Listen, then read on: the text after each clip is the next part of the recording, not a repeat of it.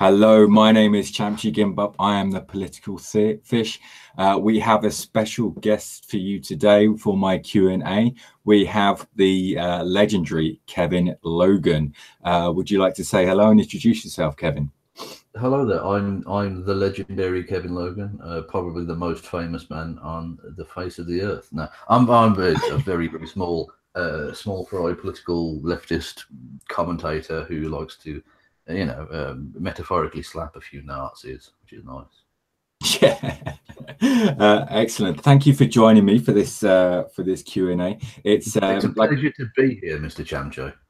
Thank you very much. Thank you very much. Let me just see if I can pull up, see if we get any viewers on there before we begin. And I just kind of organize my shit. I should have done this before, but here we go. Well, you're the political fish. You can do what the fuck you want.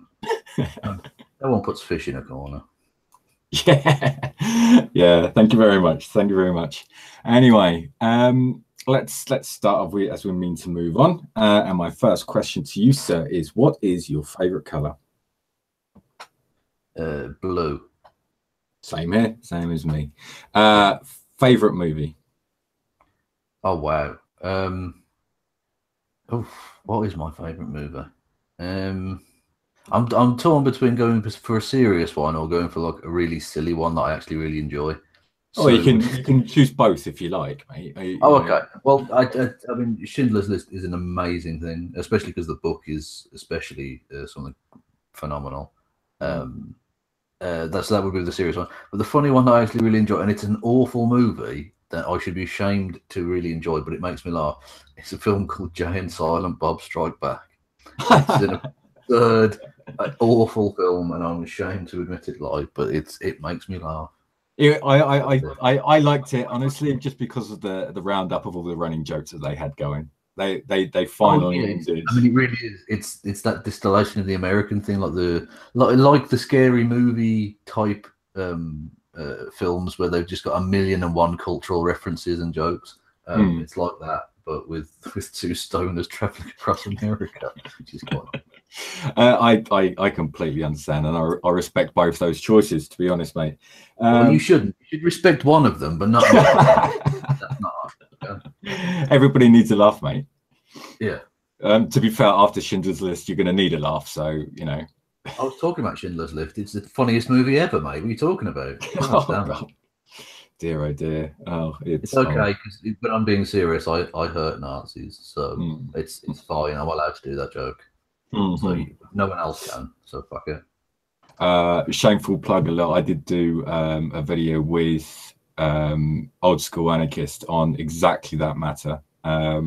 And I recommend you check it out because we do cover a lot of bases. It's quite short as well. It's only about half an hour, 45 minutes. On exactly what matters, Sarah. Yeah. It's quite interesting. What was the video about, Sarah? Punching Nazis. Oh, okay. Oh, well, I was talking more metaphorically. Like, I mean, I know this has got nothing to do with the 10 questions, but this is, you should know, if you invite me on your channel, it's going to be rambly and we're going to go in side avenues. But in terms of punching Nazis, I've discussed this before. I'm very much in favour of anti-fascist action and all the rest of it. So there's that. But obviously, for reasons of striking and stuff, I can't possibly endorse physical action against anybody. That would be absolutely terrible, even though it's ahistorical to suggest that violence has never been a part of the political process. But in terms of my YouTube channel, I don't actually punch Nazis, of course, because it's a YouTube channel rather than a physical thing. And so when I hurt Nazis, I just meant I hurt their feelings by telling them the truth. Like, just because you're white, that doesn't really fucking mean anything, you dickhead. Yeah. I agree completely. Who's your favourite author, and by extension, your favourite book?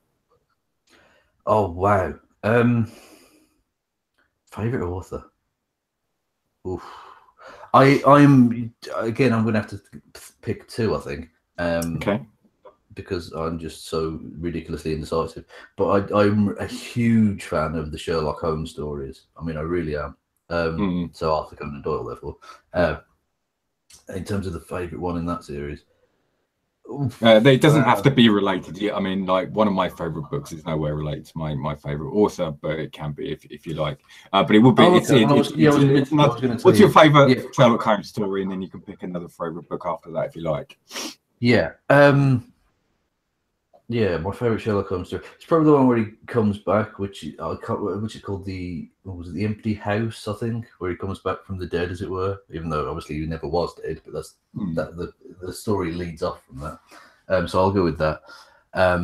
Especially because it uses the phrase shikari, which I was introduced to through that, which is an old word for like a lion hunter in India. Oh, right, interesting. Didn't know that. You learn something new every day. There you go. I may not be aware of. He's a fantastic, absurdist, political humor storyteller or whatever. And I would especially push people towards the pair of books he wrote about apartheid South Africa. And they're essentially absurd sort of slapstick comedy stories which tell a political tale as well. And the one I would advise people to go for is called Riotous Assembly. I mean, it really is very, very funny book. Excellent. Even though obviously it's written about the South African police force during apartheid, so you wouldn't think it'd be funny, but it's written in a kind of absurd way. Okay, excellent. I'll be sure to look that one up. What are you reading now? I've always got 3 or 4 on the go at any given time, because that's sort of how I live my life. I'm not always in the mood for like a serious one or a funny one or like a drama or whatever. So I like to have various different pieces on the go at once. I've actually got a Tom Sharp on the go at the moment, but it's not the one I've mentioned, which is The Midden, which actually isn't that good so far, but we never know. I'm also reading some Eric Hobsbawm, who's a leftist historian chap, about his series on revolution. I've just finished Bleak House by Charles Dickens. Okay. And what's the other one I've got on the go? Oh yeah, a book called I'm rereading a book called Ender, which is Ende, which is I can't remember the name of the person who wrote it, but it's a German book, obviously, but the English translation there. And it was written about a fictional scenario where there is a nuclear exchange from East Germany and essentially the ensuing nuclear holocaust therein. So yeah, that's a cheery one. Sounds like it's actually very good so far. Okay, cool. Beatles, Elvis, or the Rolling Stones? Beatles. Okay. No doubt. I love Elvis. I'm not actually that massive a fan of the Rolling Stones, to be honest, but they are very good, clearly. But the Beatles are epoch defining. I mean, the Beatles, when some of the times when I listen to some songs by the Beatles, they make my soul weep. Some of the most beautiful sounds ever created by mankind. Interesting. Okay, cool. Dogs or cats? Cats. Love dogs, but cats are better. Okay, stupid question asking you, really, isn't it? Sorry, I should have thought of that one. I should have exchanged that on to something else. Well, yeah, but basically, I have to say that, otherwise, Rory Katz will stab me the fuck up. Yeah, I mean, he's got some crazy fists on him, man. Okay. Has he had his chicken today? He's had his chicken every fucking day. He's got a fat ass on him, man. Okay, cool. Aliens or Predator? Or Alien and Predator? Or Aliens or Predator? Alien. Yeah. Predator never really did it for me, I'll be honest. Alien's very good for me. Yeah. Alien or Aliens? Alien. Really? Oh, okay. Yeah, the Ridley Scott original. Yeah, fair enough. Absolutely. I prefer Aliens, to be honest. I think it's because I saw that one first, maybe. Well, yeah, possibly. That's the thing. Whenever you get into concepts of film or music critique, it's always, there's so much emotion wrapped up in it that being subjective is difficult. Like I said, actually, going back to the Beatles answer, the fact that I listen to the Beatles so much now means I think it's impossible for me to have like an objective evaluation of them anymore. That makes sense. Yeah, definitely. Okay. So how would you, moving on to some more political questions, how would you define your political position? Oh, fucking complicated, I think would be the best definition.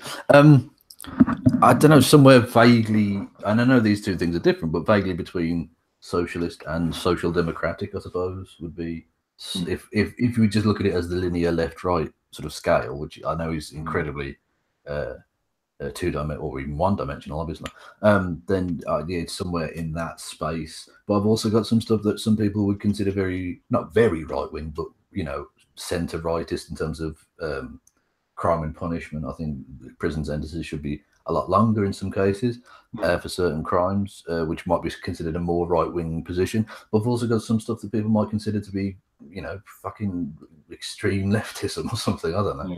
Yeah. So yeah, but generally speaking, it would be somewhere social democratic / socialist.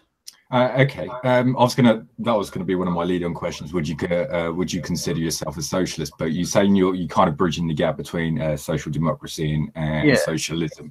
Could you could you give me an example of how you wouldn't go and say, yeah, I'm 100% socialist, or could you say, oh, this is why I'm not 100% you know, social democratic? I mean, what policy would you say you're in favor with that? Okay. Well, for instance, one of the ways in which I would be more social democratic would be I'm in favor of nationalisation rather than necessarily collectivisation.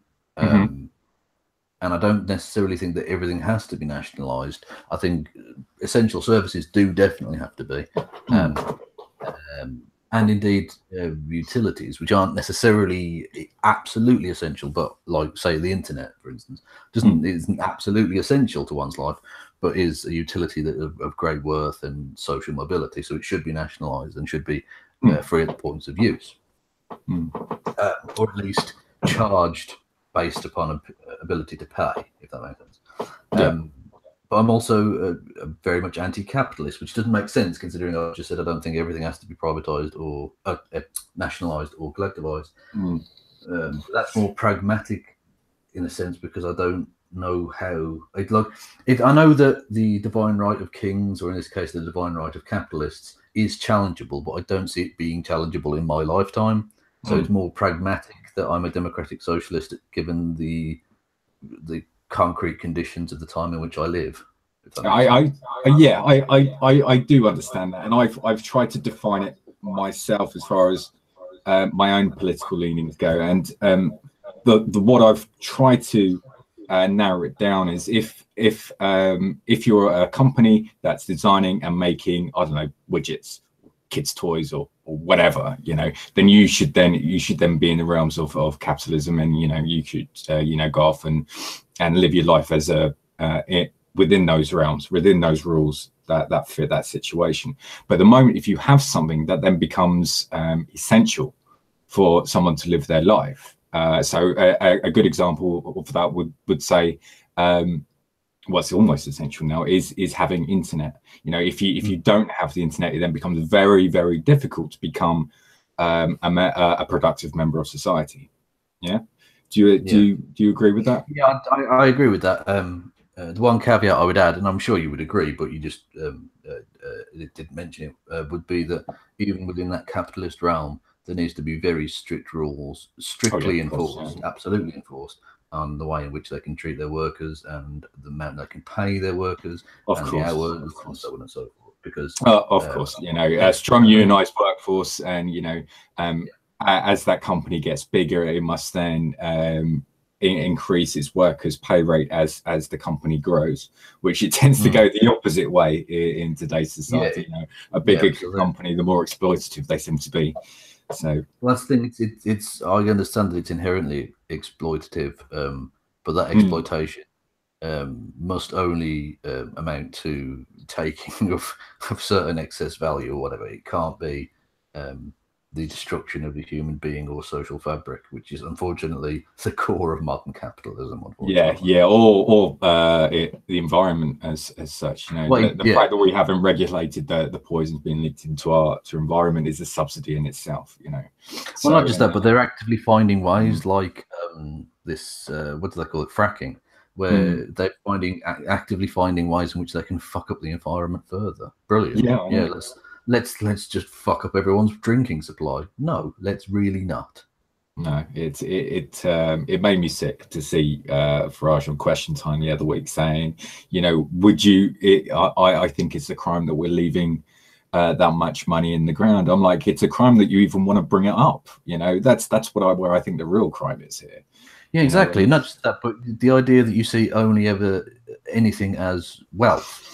It's not. I mean, that's a part of the earth. We have to live on this fucking bit of rock. How about we treat it with the same respect that we would demand ourselves? And this is the thing: the putting of a pound sign or a dollar sign or euro sign or whatever onto everything is sickening to me.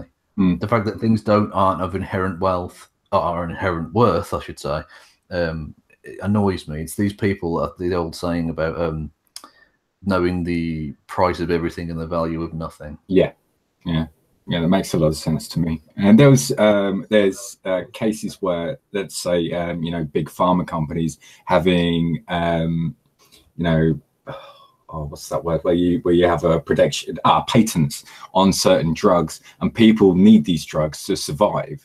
You know, that's and people are making a huge amounts of profits through you know, insurance companies and what have you, getting these people to you know, being supplied these drugs, and there's no even occurrence of morals to these people. You know, they wouldn't think of nothing to if they can't afford to pay, then they don't get the drugs, and that person doesn't survive. And to me, that's kind of sick. You know, yeah. How would someone think like that? And there was a situation on Daily Politics yesterday where a woman needs a drug to survive, and should the NHS pay for it? Well, yes, of course they should. You know, this is a woman's life you're talking about. Just because the drug is expensive, what we need to do is we need to buy a shit ton of those drugs, backwards engineer it, and then produce it very cheaply. Exactly. You can do that. You can produce generic versions of it. Yeah. But yeah, excellent. Yeah, thank you very much for that. Favorite MP and worst MP. Oh wow, favorite MP. Oh wow, I don't know who's my favorite MP. I'll go with just because of the one moment which was funny to me. Chi Onruwa, I believe her name is, MP for Sunderland North or whatever it is. She, her standing up in Parliament and mocking Roosh V by saying that he was insecure about the size of his following was quite nice. That amused me enormously. So I'll go with her. And she's got an amazing name as well, Chi Onruwa. Yeah, that is pretty cool. Actually. Pardon me? I said that is pretty cool. She sounds like a revolutionary. Right? Well, no, she's not. I mean, in terms of I know she's not, but I don't know her politics that well. But I'll just go with her for that moment. I thought it was nice. Least favorite MP. Fuck it, just because he's been in the headlines lately and he's a fucking cunt. Jacob Rees-Mogg, scumbag. Yeah. Did you see? You know the picture of? No, actually, no. What am I talking about? Philip Davis. Fuck him. Both of them, Philip Davis and Jacob Rees-Mogg, are both scum. Sorry, go on.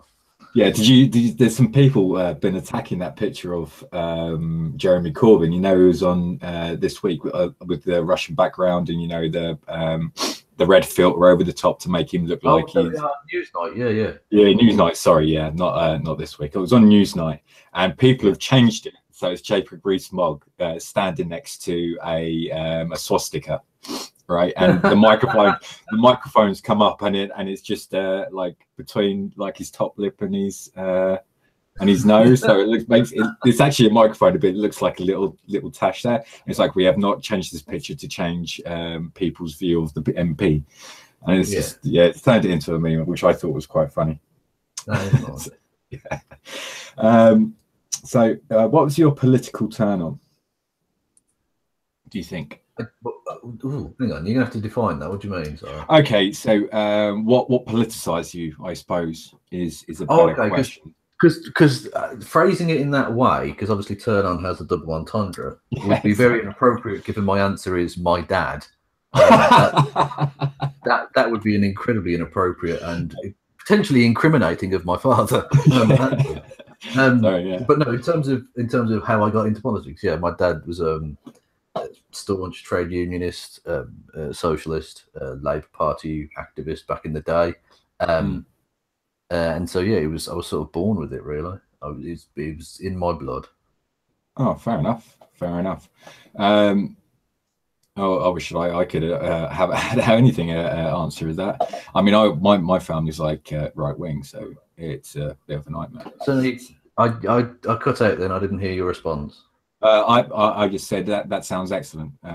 My family's right wing, so I wish I had the same. Well, a lot of my family are right wing, but thankfully my father wasn't. Fair enough. Fair enough. What did your father do for a living? Was he a steel worker or something like that? He used to work at the Rover Longbridge car plant. Oh, okay. That was closed, and went on to become a school caretaker, janitor, and through that became. Well, he was always a trade union activist and officer through that, but he became a part of, for about 5 or 6 years, whatever it was, a full-time union rep, traveling around the region and stuff. Yeah, so that's what he was doing. So I very much grounded in my working class roots. God, the 80s must have been a nightmare for him. Well, this would have been slightly no, hang on, would it have been? Yeah, I think he started work at the Rover in '90, so when I was about 3. So before then he was still a trade unionist, but he was in the bakery in the north of Birmingham. Yeah, so that and previous to that, a tyre manufacturer as well. So yeah, I mean he's done all sorts of work. Yeah, but yeah, he was undoubtedly. Yeah, he was hugely anti-Thatcherite and helped out during the miners' strike. Although it's difficult being from Birmingham because we don't have any fucking mines, so he was more sort of raising money and canvassing MPs and things rather than actually on the picket lines. Okay. Excellent. And now probably the most important question. It's always my question, my final question I always ask anybody on these Q&As. What is your chosen weapon in a zombie apocalypse? Oh, if it's a weapon with ammunition, do I have an infinite supply of ammunition? No. It's you have to think about this. Bearing in mind it would be in a shit hits the fan situation. So Okay. What would my zombie apocalypse weapon be? Because I'm such a fucking hipster and I want to seem cool, it's going to be a baseball bat wrapped in barbed wire. Oh yeah, I'm fucking hardcore. Fair enough. Very much a Melee fan myself. Old school anarchist said it's crowbar, just because when if you're walking about and you're not able to stand still, then it also doubles as a tool. And you very much, when you're in a bug out situation, you want your weapons and your tools to have multiple uses, so you're not carrying as much. But mine also has the dual use of if I take the barbed wire off, I can have a game of baseball. So and that's essential given the fact that humanity has come to a grinding halt. It's going to be difficult to find a team to play baseball with, but needs must. Oh, Captain, have I got that wrong? Was it your one, or was it old schools, or did you say something different on my Q&A with you? I get mixed up sometimes. Brexiteer scumbag in there in the chat, is Yeah. Yeah. I'm joking, Captain. Calm yourself, boy.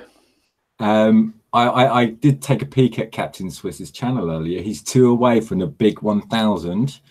Is he? this is going to happen this week, I'm sure. Fist in the air for Captain Swiss's channel. Big shout out to you. So that concludes. I feel like being such a contrarian twat, I should go like, oh, go and unsubscribe from him. Make sure he never gets to 1,000.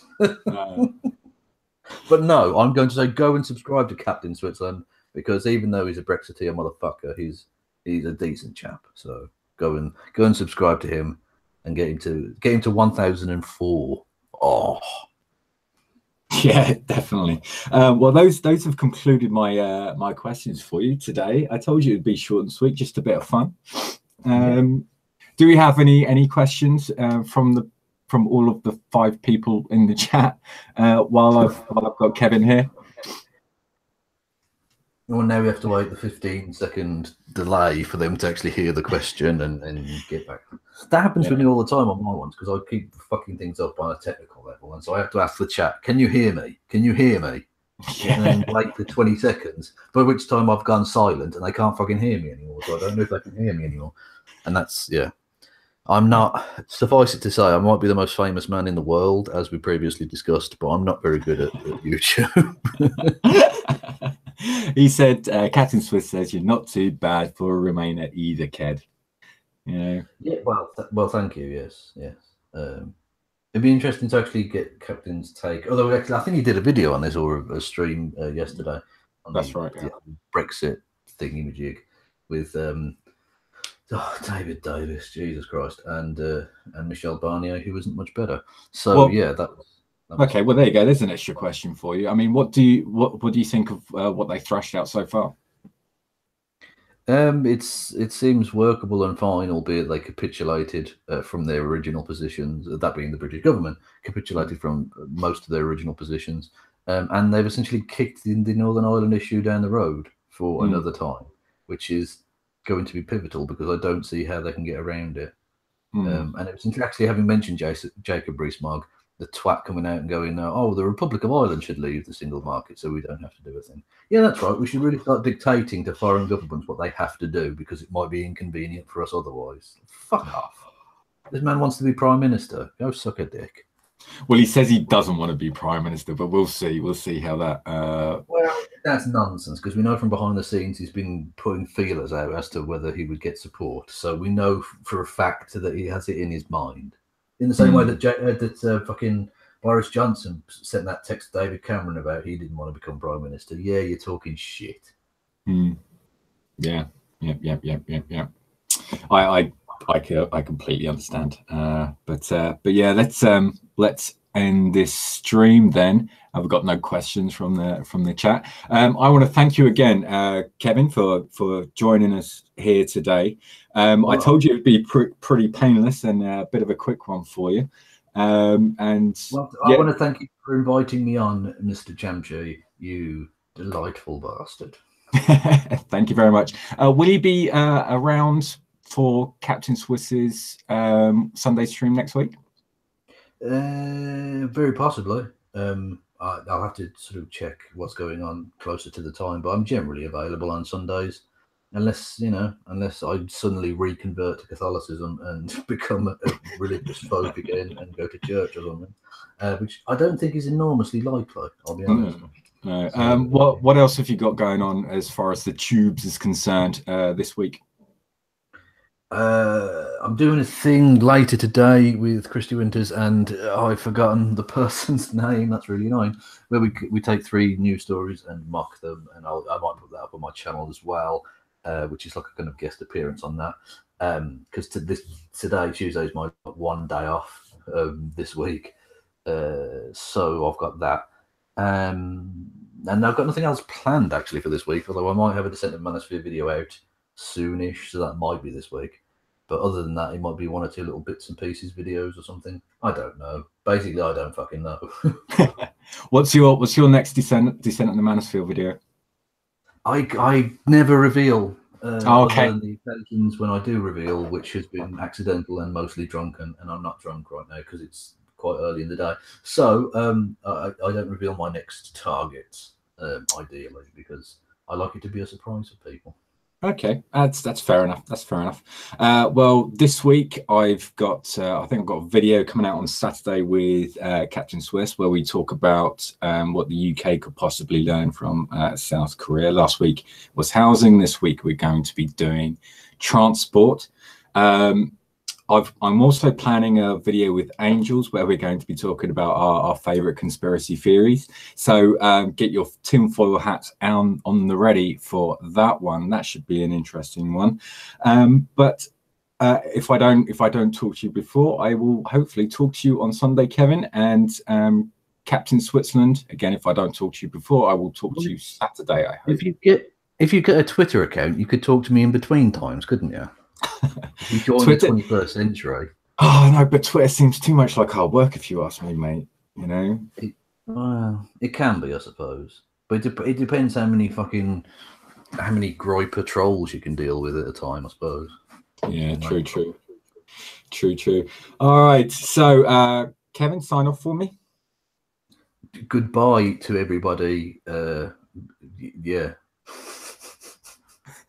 Oh, we got a question right in at the last moment, Jack James. Kevin Logan, I notice you tend to stay away from party politics on YouTube. Is there a reason for this? I don't stay away from party politics. During the general election, I did a breakdown of every single manifesto of the major parties. That's what I thought. I thought it was quite good. Well, thank you very much. But you generally confine yourself these days to taking down wankers on YouTube. Is that right? Yeah, well, the alt-right seem like a much bigger threat. Like, I can survive a Tory government. I can't survive a Nazi uprising. So that seems like a much bigger threat to me. Yeah, fair enough. Fair enough. I definitely feel that. Okay, so yeah, go on. Karen, sign off, and then we'll end this stream.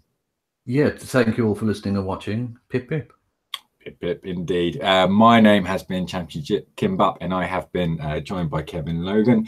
Like I said, make sure you hit that like, subscribe, and comment if you like.